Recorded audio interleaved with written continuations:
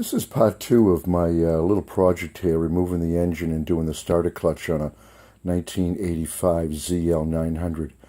Boy, that engine turned out to be a little bit more work than I planned on to get out.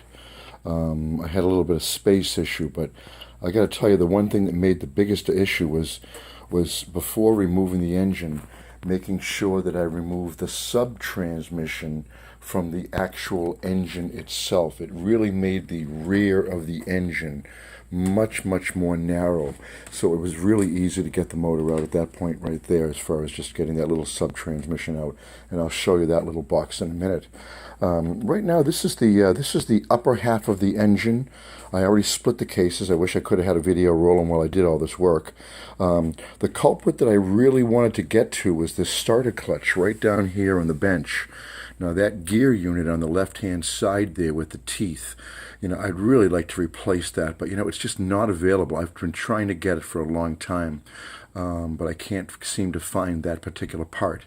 I can't even find a spec for the actual diameter, what that should be to measure it to know whether it's worn, but I know those rollers are worn, those pins are worn, those springs are worn, and I would really like to replace that gear also with all the work it took to get this apart.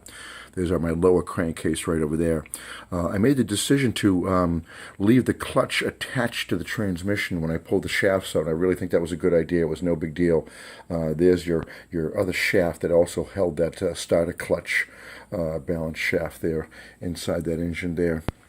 I did have to remove the swing arm, one of the shocks, the rear wheel, of course, to get all that access, to get that separated from the engine there. That was quite a process, but I guess it didn't take as long as I thought it was going to take. The other parts here that I wanted to show you here was really some of the stuff that goes along that I had to remove. I did want to put those in kind of a safe spot out of the way. Basically the oil pan had to come off. Your oil pump unit was below that. All had to come out there.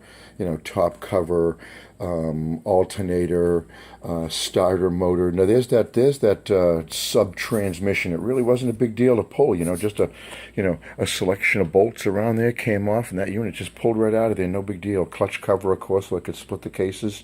Tensioner also for that starter motor. So, it actually wasn't too bad. So, we'll see how we do with all the parts and see about getting this thing back together. But hey, thanks for watching.